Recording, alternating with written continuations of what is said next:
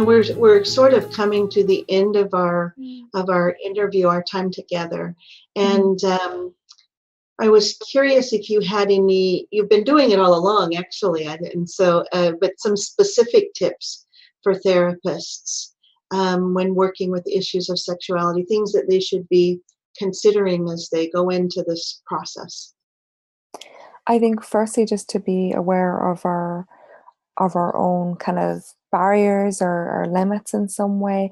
I think within all therapy, it's around being aware of what our comfort zone is and to break out of that, because, you know, very rare do we get kind of change within the comfort zone. However, I think we always need to be aware of breaking out of it to an extent that we're still within our self-care zone, and that's for us as therapists, but also for our clients. So let's say there's a therapist and they haven't been comfortable talking about sexuality at all, and then they listen to this amazing podcast video with you and me, Robyn, you know.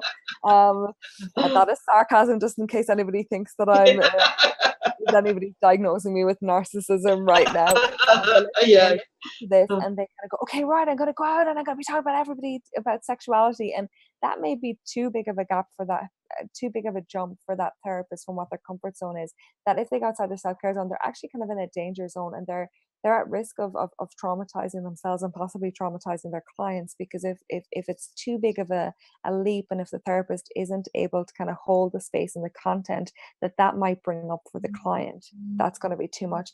As with our clients, I always say when I'm working with issues of a sexual nature with clients, it's around being aware of what their comfort zone is, and that we want to break out of that a little bit, but be very aware of the self-care zone, because I do think we run into trauma territory. And obviously you're the trauma expert here, Robyn, but in my experience, you go into trauma territory if you go too far out, and you may run the risk of your client dissociating, disengaging from therapy, or getting really caught in a shame cycle. So you want to be aware of that, and you want to be very aware of what the body language is of your client, the nonverbal cues, the facial expression, to even if you get a hint of that, to check back in, because I think consent is really, really important. And unfortunately, way too many clients, and in particular, way too many women have been in non-consensual situations around sexuality. And the last thing we want is for therapy to add to that, to be a further non-consensual act. So I think to be aware of that comfort zone and the self-care zone as we go about therapy. I think then also to look at our own life and learning history. I think that it can be really helpful to look back, and in functional analytic psychotherapy, often you do a life history where you look at childhood, teenage years, and adulthood, and just bullet points of key aspects of your life that have affected how you are, and things that we would consider to be positive and things we consider to be negative.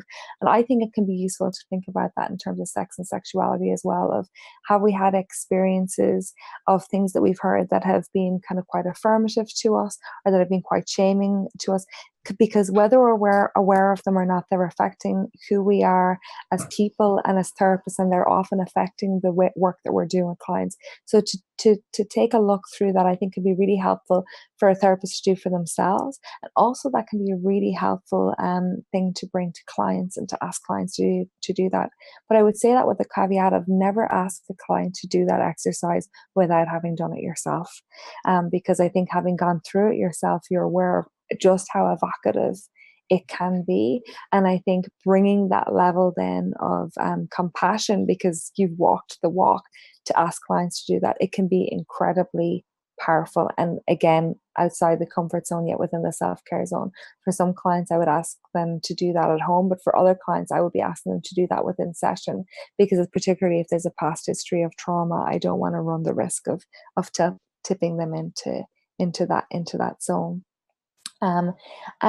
And then kind of a somewhat fun one, which sometimes I do in my workshops, so is to look at what are the words that we find really uncomfortable around sex and sexuality, and to make a list of these. Mm-hmm. And you're probably, well, I know you're aware, and possibly a lot of the people listening to this are aware of, the milk exercise. So to do that actually around words of a sexual nature, because if we have this discomfort around certain words, if clients bring it up, we may inadvertently express our discomfort, and that may then have a knock-on impact on clients. And when I did workshops first, I used to kind of decide words that I thought people felt uncomfortable with. But now if I do, sometimes we'll ask you, what are the words you feel uncomfortable with?